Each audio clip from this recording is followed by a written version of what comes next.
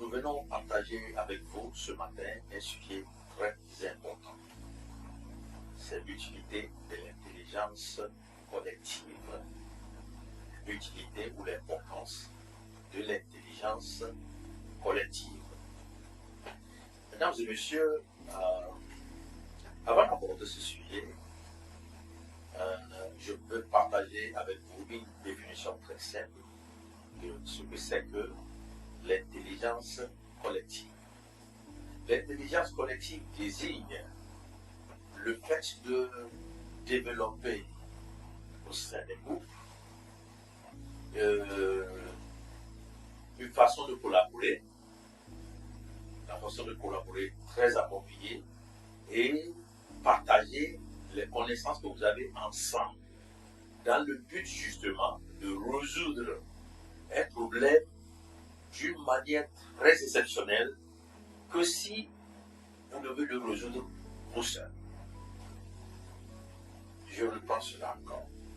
Je dis, on entend par l'intelligence collective lorsqu'au sein d'un groupe, que cela soit au sein d'une famille, ça peut être au sein d'une société, ça peut être dans la gouvernance justement dans un village, dans une commune, dans un pays, etc. Ça concerne l'être humain. Lorsque l'être humain peut se regrouper ensemble et développer la capacité de collaborer ensemble et de partager mutuellement leurs connaissances dans le but justement de résoudre un problème de façon exceptionnelle que lorsque vous voulez le faire tout seul. C'est cela qu'on appelle l'intelligence collective. Mettre ensemble votre intelligence pour un but commun. Donc, si cela en est ainsi, les points clés, les points saillants d'une intelligence collective sont la synergie du groupe. Lorsque vous pratiquez justement l'intelligence collective, cela produit une synergie, c'est-à-dire la façon de travailler de façon complémentaire, okay? de mettre ensemble vos efforts. Cela produit une synergie au sein du groupe.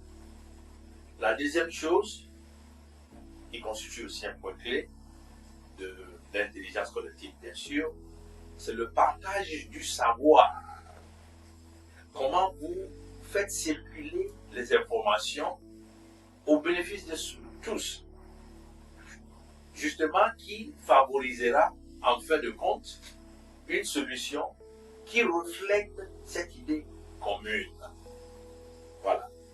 Le troisième point clé d'une synergie et d'une intelligence collective, c'est la prise de décisions collaboratives. Si justement vous partagez mutuellement les informations, vous partagez vos connaissances, justement, cela doit déboucher forcément sur une décision collaborative. C'est-à-dire que la décision qui émanera de tout ce que vous faites va refléter l'idée de vous tous. Le dernier point clé de l'intelligence collective, c'est l'adaptation et apprentissage. Le groupe doté d'intelligence collective apprend de ses expériences et améliore ses méthodes au fil des temps. Vous voyez ça? Puisque vous faites tout ensemble, vous partagez tout ensemble, cela produit une adaptation et l'apprentissage. Voyons ensuite très rapidement comment appliquer l'intelligence collective. L'application collective se manifeste dans différents contextes. Je l'ai pensé quand je prends tête du corps, en entreprise, cela peut se pratiquer, s'appliquer en entreprise, parce que cela, grâce à des équipes collaboratives et à des plateformes de gestion de projets pour résoudre des problèmes complexes. Donc, cela s'applique au sein d'une entreprise. Je l'ai dit bientôt, cela peut aussi s'appliquer au sein d'une famille, papa, maman et les enfants.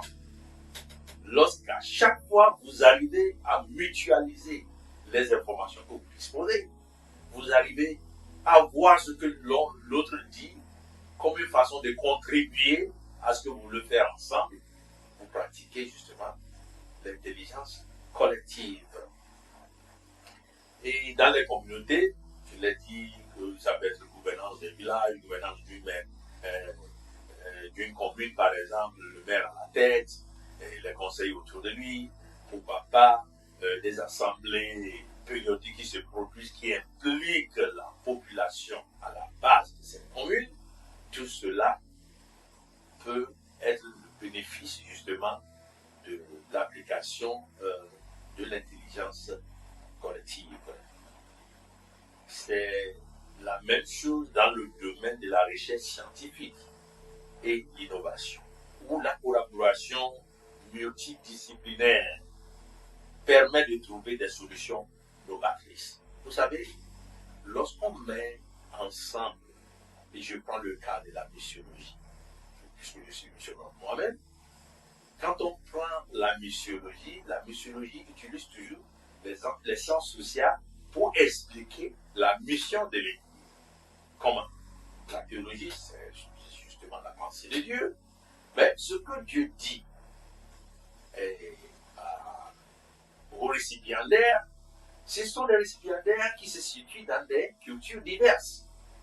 Le fait que le porteur de ce message de l'Évangile a une notion en anthropologie, en sociologie, etc., lui permet de comprendre la culture de ces personnes-là et véhiculer son message dans la compréhension des gens qui sont de cette culture-là. Ouais. Donc, quand il y a un travail multidisciplinaire, c'est très efficace. C'est très efficace. Par exemple, l'anthropologie dit pour que l'homme puisse s'épanouir, il faut qu'il s'épanouisse intégralement. C'est-à-dire dans tous les composants de la culture. Quels sont les composants de la culture? Vous parlez de la dimension sociale, vous parlez de la dimension technologique, vous parlez de la dimension linguistique, vous parlez de la dimension politique, vous parlez justement de la dimension économique. Vous voyez, ce sont des dimensions qui justement traitent l'homme dans son intégralité. Et l'anthropologie dit il faut que ces dimensions-là, ces composants de la culture soient renouvelés périodiquement pour qu'il n'y ait pas de stagnation, pour que cela n'est pas statique. Lorsque c'est statique, ça ne fait plus du bien à l'homme. Donc, vous venez de comprendre justement et comment on applique l'intelligence collective. C'est dire que c'est très important. Voyons pour terminer les avantages de l'intelligence collective. L'intelligence collective permet au groupe de prendre de meilleures décisions, d'innover plus facilement et d'optimiser justement l'utilisation des connaissances en compétence de chaque membre. Vous voyez? Grâce à l'intelligence collective, vous arrivez à dégager des solutions formidables. Pourquoi? Parce que ça reflète justement l'idée de chacun, membre de cette famille, membre de cette entreprise, membre de la commune, membre de chaque citoyen du pays a son mot à dire.